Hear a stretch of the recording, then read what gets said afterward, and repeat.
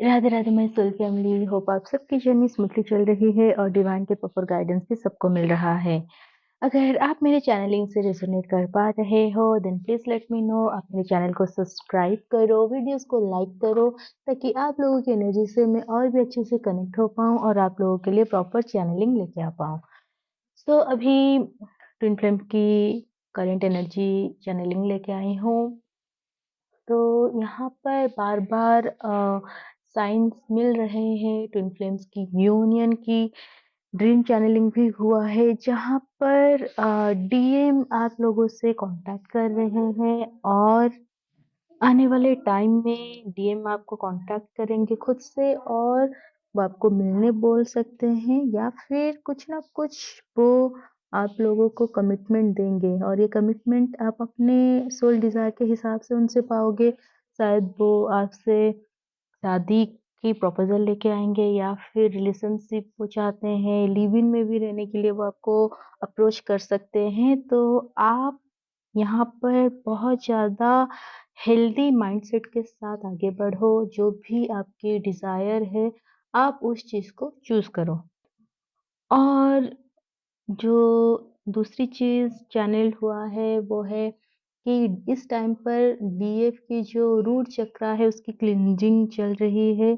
इसलिए आप ये देख सकते हो कि आपको रूट चक्रा में बहुत ज़्यादा वाइब्रेशन फ़ील हो रहा है या फिर आपकी हीलिंग चल रहा है रूट चक्रा का, तो आपको सिम्पटम्स आएँगे जैसे डाइजेशन में आपको थोड़ी-सी प्रॉब्लम दिख सकती है या फिर वहाँ पर किसी तरह की कोई पेन आपको हो सकता है रूट चक्र के आस-पास में। तो आपको बिल्कुल भी टेंशन नहीं लेना है, ये अच्छी चीज़ है क्योंकि रूट चक्र जो है वो आपको स्टेबिलिटी देती है, आपकी जो मटेरियलिस्टिक लाइफ़ है उसको स्टेबल करता है। तो इस टाइम पीरियड पर एनर्जेटिकली वो चीज़ स्टेबल हो रहा है और साथ में कहीं न कहीं आपके जो मस्कुलाइन पार्ट है, आपके जो काउंटर पार्ट है, वो भी स्टेबल हो रहे हैं 3D में। जो बहुत ज़्यादा चीज़ों के पीछे भागते थे, चाहे वो करियर हो गया, सोसाइटल कंडीशन को बहुत ज़्यादा इम्पोर्टेंस देना, तो अभी उनका भी वही चीज़ बैलेंस हो रहा है। इस वजह से डीएफ आपको भी इसकी सिम्पटम्स महसूस हो रहे हैं, तो आपको इसके लिए बिल्कुल भी परेशान नहीं होना है, आपको ग्राउंडिंग करना है ताकि ये जो हेवी एनर्जी है ये रिलीज़ हो सके, ये बैलेंस हो सके।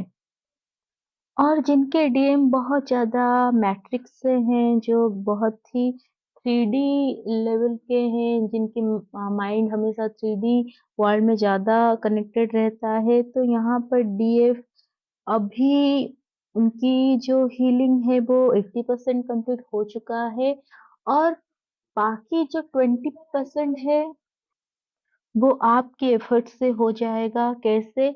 इस समय जब इस बार टीएम आएँगे तो हो सकता है वो आपको मैनिपुलेट करने की कोशिश करे या फिर वो कोई ऐसी चीज़ आपको ऑफ़र करे जो आपकी सोल की अलाइनमेंट में ना हो या फिर जहाँ पर आपको कॉम्प्रोमाइज़ करनी पड़े। तो आपको यहाँ पर सिर्फ़ अनकंडीशनल लव के नाम पे किसी भी तरह की सेल्फ कॉम्प्रोमाइज़ नहीं करना है क्योंकि क्या होता है, डीएम को 3D में पता नहीं होता है लेकिन ये आपकी टेस्ट भी होता है। डिवाइन आपके टेस्ट लेते हैं डीएम के थ्रू कि आपके अंदर कितना ज़्यादा सेल्फ लव है, आप कितना ज़्यादा अपनी जो पावर है, आप उसको क्लेम करते हो या फिर आप खुद के लिए स्टैंड कैसे लेते हो? क्योंकि क्या होता है अक्सर इस जर्नी में कि क्योंकि डीएम बार-बार रन करते हैं, आते-जाते रहते हैं, तो डीएफ इतना ज़्यादा डीएम के लिए सरेंडर रहती है, इतना ज़्यादा डिवोटेड रहती है कि वो जब भी जैसे आते हैं, ये उनको एक्सेप्ट कर लेते हैं। तो अभी आप जब जर्नी के इतने आगे आ चुके हो, आपने डिवाइन के साथ भी सोल मर्जिंग कर लिया है, डीएम के हायर सेल्फ के साथ आपकी सोल मर्जिंग हो चुकी है, तो यहाँ पर 3D सेल्फ से बहुत ज़्यादा लगाव रखने की कोई ज़रूरत नहीं है क्योंकि डीएम आपके ही काउंटर पार्ट है और वो आप खुद ही हो, जो आपके अंदर एनर्जी डिस्टॉर्टेड रहता है, बाहर के डीएम में वही सारी चीज़ें नज़र आते हैं। अगर आप खुद के साथ बहुत ज़्यादा कॉम्प्रोमाइज़ करोगे, तो वो बार-बार आपको उसी चीज़ को शो करेंगे और वो बार-बार आपसे बस लेने के एम से आएँगे। तो यहाँ पर आपको डिसाइड करना है कि आपको क्या चाहिए इस जर्नी में। इतनी आगे आकर इतना ज़्यादा हीलिंग करके बार-बार सेम पैटर्न को रिपीट करना, ये बिल्कुल भी समझदारी वाली बात नहीं है। तो आपको यहाँ पर बहुत ही वाइज़ली डिसीज़न लेना है, ताकि आपके आने वाले फ्यूचर के ऊपर इसकी जो इम्पैक्ट है वो बखूबी रहे। और दूसरी चीज़ क्या है कि कहीं न कहीं आपके डीएम आपसे लर्न करते हैं, आपसे चीज़ें सीखते हैं। अगर आप बार-बार उनको यही इंडिकेशन दोगे कि वो जैसे आए, जब आए, आप उनको एज़ इट इज़ एक्सेप्ट करोगे, तो फिर वो कम्फर्ट ज़ोन में रहेंगे, वो कभी भी अपने ऊपर काम करने की कोशिश नहीं करेंगे। तो यहाँ पर डीएफ आपको बहुत ही वाइज़ली डिसीज़न लेना है कि आपको डीन को कैसे फेस करना है। आप फीलिंग्स को साइड में रखकर भी उनके साथ डील कर सकते हो, तो वो आप अपनी सिचुएशन के अकॉर्डिंग करो और बार-बार उनको ये इंडिकेशन मत दो कि वो जैसा चाहे आपके साथ कर सकते हैं, क्योंकि ये पावर सिर्फ़ आपको डिवाइन को देना है, वो सरेंडर डिवाइन के ऊपर रखना है। और डीएम की असेंशन भी आपकी स्टेप्स के ऊपर डिपेंड करता है। अगर आप असेंड होना चाहते हो हाई लेवल पर, मोक्ष की ओर जाना चाहते हो, तो आपको डीएम को भी वही राह दिखाना है, क्योंकि वो कॉन्शियस नहीं है, वो अनकॉन्शियस है इन सारी चीज़ों के लिए। तो अभी आगे आप लोगों के लिए कम्युनिकेशन आ रहा है, क्योंकि 2 दिन से डीएम की हेवी मिसिंग एनर्जी फ़ील हो रहा है। डीएम आपको बहुत ज़्यादा लॉन्गिंग कर रहे हैं, मिस कर रहे हैं और साथ में वो डे ड्रीमिंग कर रहे हैं आपके साथ कि जो टाइम आप स्पेंड किए थे पास्ट में, उन्हीं सारी चीज़ों को वो बार-बार सोच रहे हैं। तो जब भी डीएम ऐसे वाली एनर्जी में आते हैं, वो कुछ ना कुछ स्टेप लेते हैं।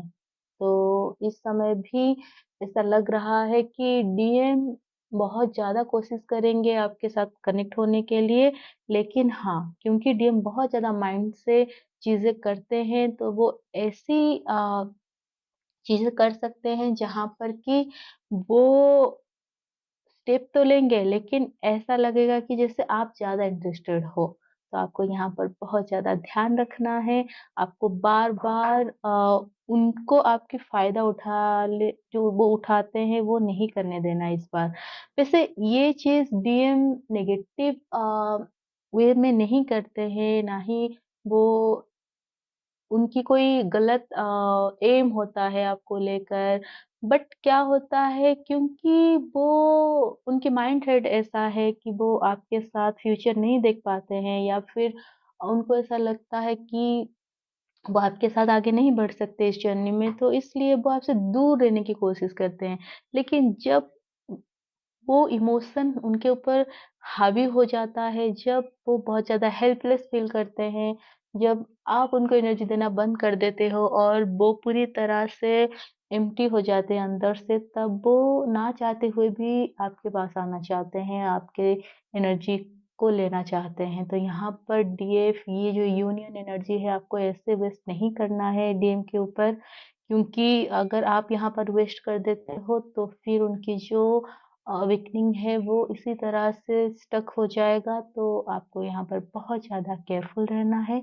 और साथ में कार्मिक भी यहाँ पर आकर आपकी एनर्जी लेने की कोशिश करेंगे, वो आपको ट्रिगर कर सकते हैं, या फिर बहुत स्वीट फेस लेकर भी वो आपकी एनर्जी को ड्रेन करने की कोशिश कर सकते हैं। तो आपको पूरी तरह से अपनी एनर्जी को इस समय प्रोटेक्ट करके रखना है।